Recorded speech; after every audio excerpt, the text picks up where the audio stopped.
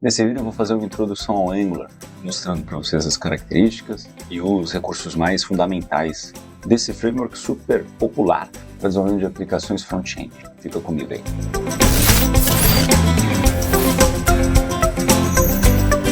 Salve terráqueo!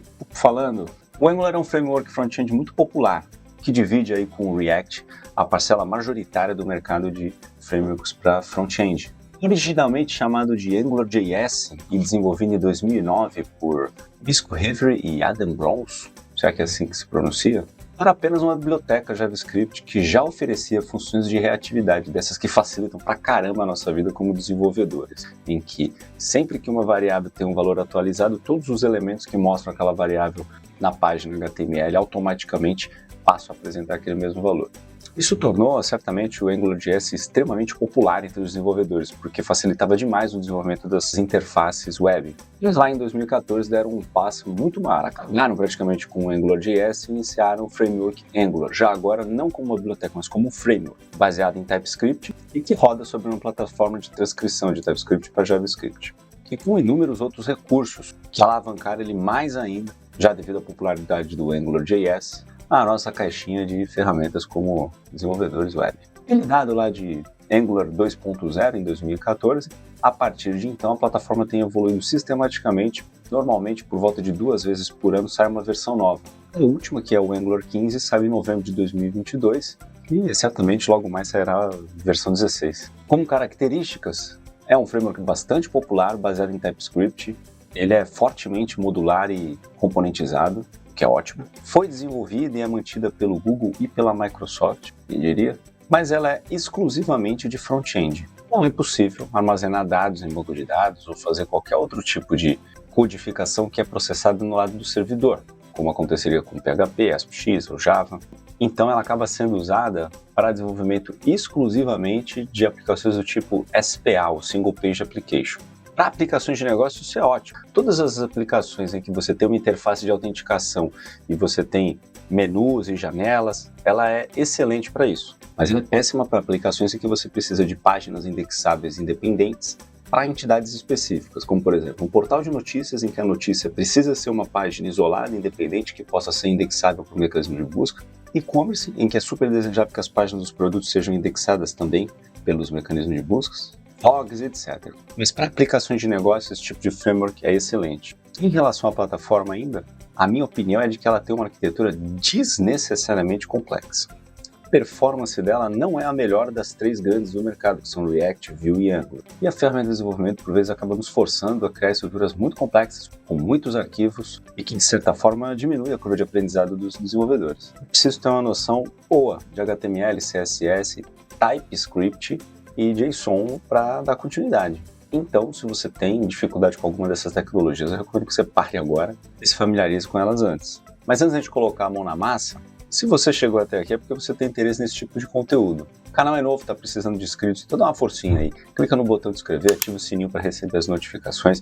Gostando dos vídeos, curte, comenta, compartilha com os amigos e ajuda o canal a crescer. Então vamos lá. Aqui no site do Google, pesquisando por Stack Blitz, a primeira página apresentada é a página do Stack Blitz, que é uma ideia online para desenvolvimento de aplicações dos mais diversos tipos. Segue aí em cima um card de um vídeo com uma introdução ao Stack Blitz, mas na descrição do vídeo tem um link para um playlist com todos os vídeos aí de Angular, ok? Quando a gente entra no portal do Stack Blitz, ele oferece para a gente uma série de opções de tecnologias para a gente experimentar. Uma delas é o Angular, e é nele que eu vou clicar. Eu já estou logado aqui com a minha conta do GitHub, você pode fazer o mesmo.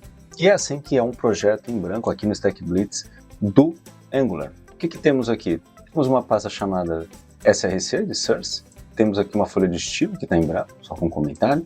Temos um arquivo HTML que, além do head e do body, tem aqui uma tag que não é uma tag HTML, o myApp, com esse texto aqui, loading, dentro, já é uma tag do Angular.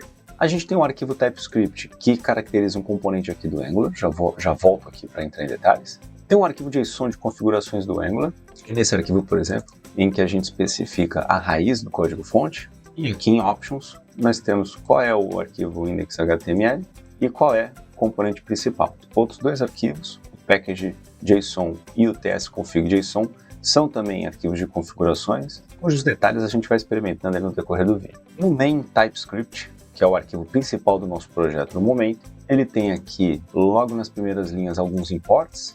Então eu tenho um import para componentes padrão aqui do Angular. E eu tenho uma annotation chamada @component. Essa annotation traz as configurações do nosso component. O primeiro atributo é o selector. Ele diz qual é o nome da nossa tag na aplicação. Então é isso que um componente do Angular é. Ele define por meio de uma tag o que é que tem que ser mostrado lá na página em que a tag está sendo utilizada. Então aqui no index.html a gente tem essa tag myapp.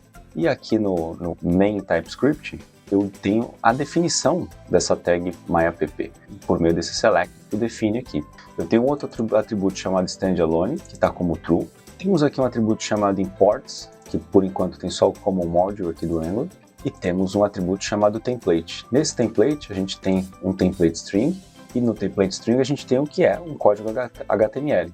Temos aqui um headline 1 para hello from, e aqui já tem um conceito que eu vou explicar na sequência, que é uma interpolação de variável. Tem aqui uma tag A com um link para você ter acesso à documentação do próprio Angular, que traz uma série de detalhes sobre a utilização da plataforma. E depois dessa annotation tem, enfim, a nossa classe. Então eu tenho aqui, export class app, que é o nome do nosso componente, app, e dentro dele eu tenho a declaração de uma variável chamada name com o valor Angular. E aqui o método que inicializa o nosso componente app. Por isso que, ao invés de myapp_load, o conteúdo do myapp é carregado, processado pelo código TypeScript e apresentado aqui na tela. Nós temos essa variável Angular, então eu poderia chamar de qualquer coisa, como por exemplo myapp. E aqui, ao invés desse texto hello from, eu vou deixar só a interpolação do name. E aí a nossa aplicação fica assim, sem essa exclamação.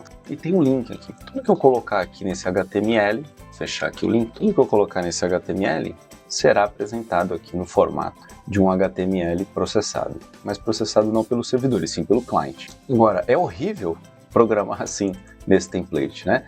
Esse modelo de aplicação proposto aí pelo TypeScript, mas ele é muito ruim. É horrível trabalhar assim. Então o que nós vamos fazer aqui? Aqui na pasta source eu posso clicar nesse botão para criar um novo arquivo, que eu vou chamar de main.html, e aqui no meu componente, ao invés desse template, eu posso usar o template URL. E aí o que eu vou colocar aqui? Eu vou colocar o endereço do meu arquivo HTML, que inicialmente está vazio, mas agora eu posso programar utilizando o autocomplete normalmente, e da mesma forma eu posso colocar um interpolador, que é o que estava lá no meu código main TypeScript. Então, ao fazer isso, que é altamente recomendado, a gente consegue escrever o nosso componente de maneira mais apropriada dentro de um arquivo HTML, de forma separada.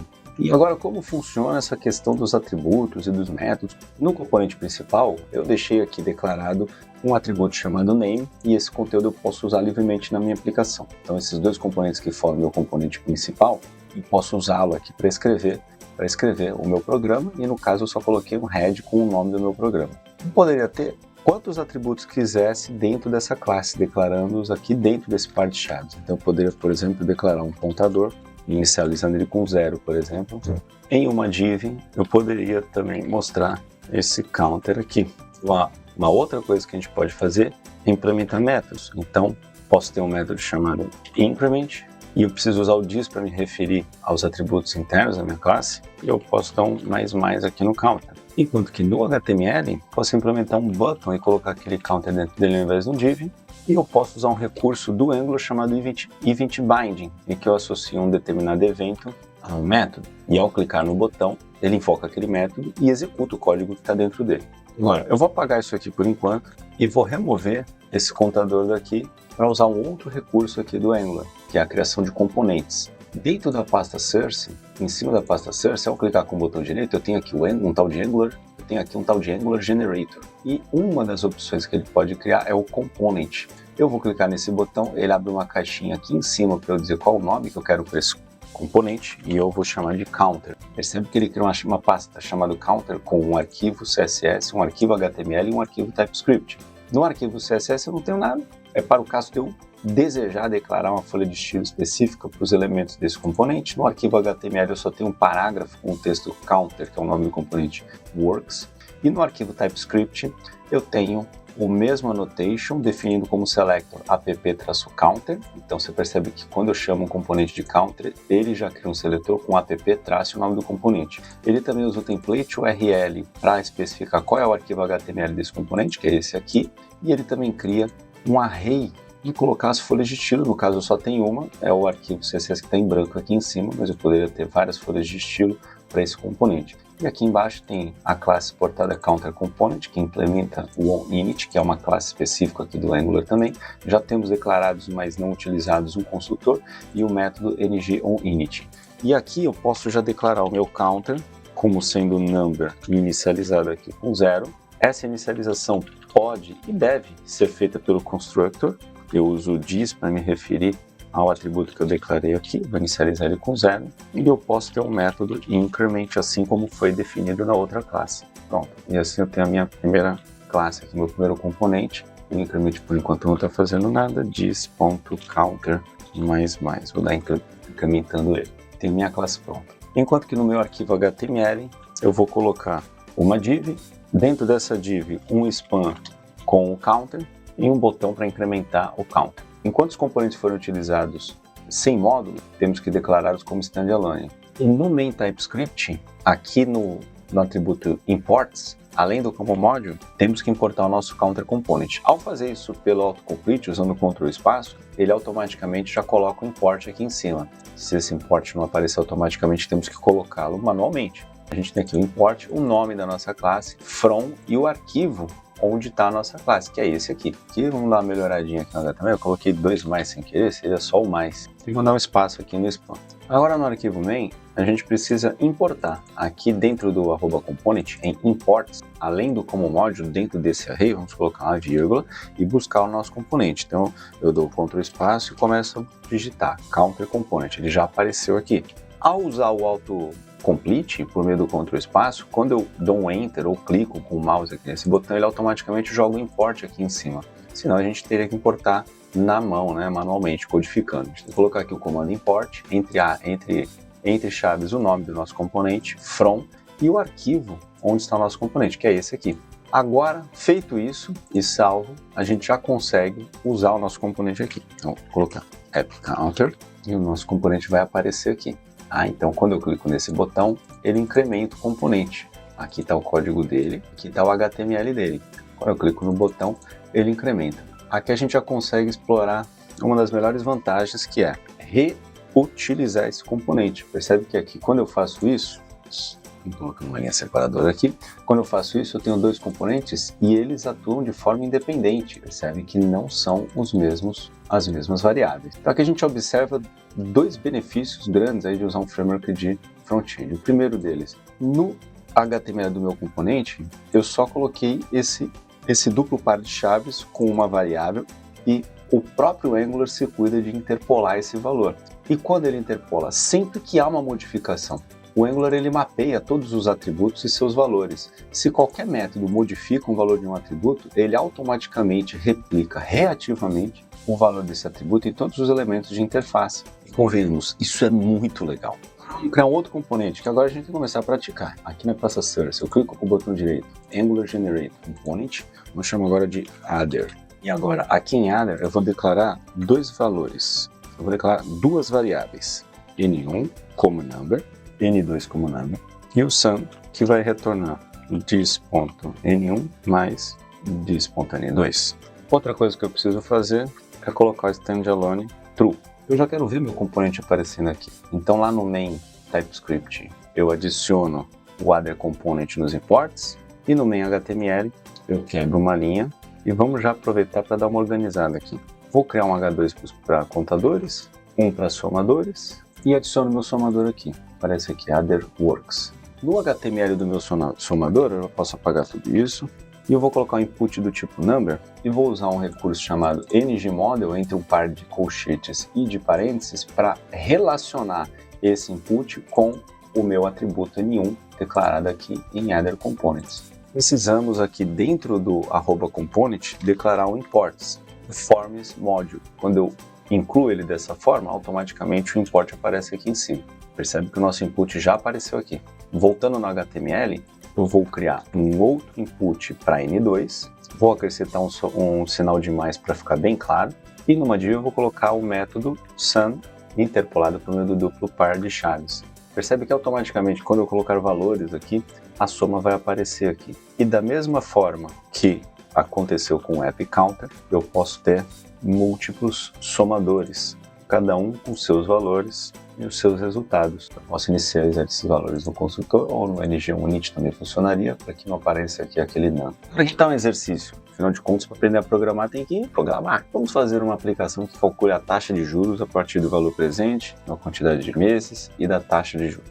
Vou usar aí, tente fazer por conta própria, depois você volta aqui para ver como é que ficou.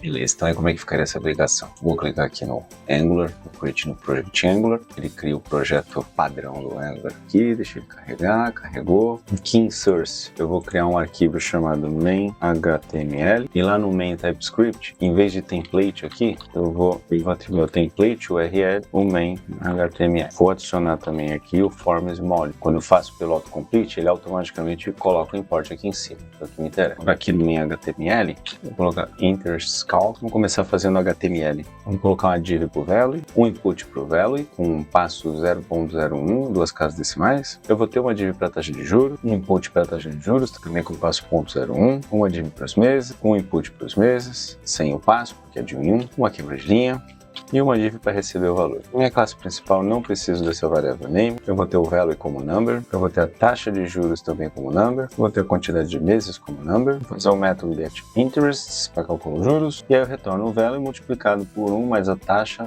vezes a quantidade de meses. Agora na interface, a gente começa aqui colocando o ngModule para value, a taxa também, e para os meses. E a taxa de juros a gente pode mostrar o resultado aqui embaixo. Para ver, eu posso colocar um valor, a taxa de juros de 2% em 5 meses, 2% em 5 meses, e mostra o resultado lá. Que fica tão feio quando a gente não tem nada, e fica none aqui, né? Quando não é um valor ainda.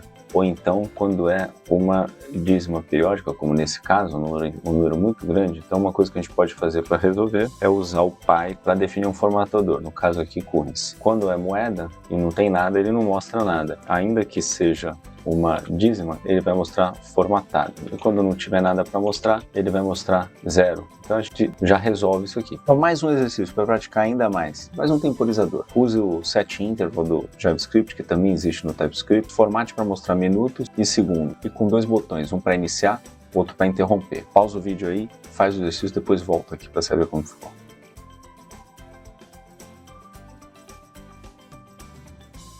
Estou na tela inicial do Stack Blitz, clico aqui em Angular para criar um novo projeto. Vou seguir aquele mesmo ritual. Dentro aqui de Source, criar um arquivo chamado main.html e no main TypeScript eu vou alterar aqui o template, colocar template URL, coloco aqui como template o main.html. No main.html eu vou colocar um H1 aqui para timer. Meu timer. Aqui na minha classe eu não preciso do name, vou declarar um timer como sendo um number, um contador também como number, esse inicializando em 0, criar um método start para inicializar esse timer e vou usar o setInterval para a cada 1000 milissegundos ou 1 segundo incrementar o counter e guardar o resultado do setInterval no timer. Eu vou usar o clearInterval para limpar o timer e zerar o counter na sequência. Aqui na div eu mostro o counter e um S depois para aparecer o tempo em segundo. Vou declarar um botão para invocar o start, fazendo bind com o evento click, e um outro botão para interromper o time, fazendo bind com o evento stop. Agora, quando eu clico em start, ele começa a contar o tempo em segundos aqui, por tempo meio indefinido. Quando eu clico no stop, ele para, interrompe e não conta mais o tempo. Então o temporizador já está funcionando. Mas vamos dar uma incrementada nele, né? Eu tenho o método pause. Qual que é a diferença do pause com o stop? A diferença é que eu não vou zerar o contador. E lá na HTML eu incluo um botão para pausar o time. Olha o comportamento agora. Quando eu clico em start, ele começa a contar. Ele está em 3, 4 segundos. Quando eu clico em pause, ele limpa o intervalo, mas ele não limpa o contador. Ele deixa o contador valendo 4. Então ele continua mostrando em 4 segundos. Se eu clicar no start novamente, ele inicializa o timer, mas o valor do counter está guardado. Então ele continua a partir do valor que estava guardado. Quando eu clico no stop, independente de eu clicar no pause ou não, ó, pausei agora em 13 segundos, ele parou, cliquei no stop, ele zerou o counter, voltando para 0 segundos. Quando eu clico em start, ele começa novamente e normalmente o temporizador. Vamos incluir agora um método chamado getMinutes. Qual que é a quantidade de minutos? É o meu contador, que é a quantidade de segundos, dividido por 60. E vamos fazer o método getSeconds. Qual que é a diferença? Eu vou devolver o resto da divisão por 60. Depois que eu divido por 60, o quanto sobra é o meu tempo em segundo. Agora, aqui ao invés do counter, interpolo com o getMinutes em um apóstrofe e o getSeconds com 2 apóstrofes, mostrando o tempo em minutos e segundos. Vamos colocar um math.trunc para ele truncar esse número e pegar só a parte inteira. Agora sim, quando eu clico em Start, ele mostra o segundo, só quando ele chegar depois nos minutos é que ele vai mudar aqui.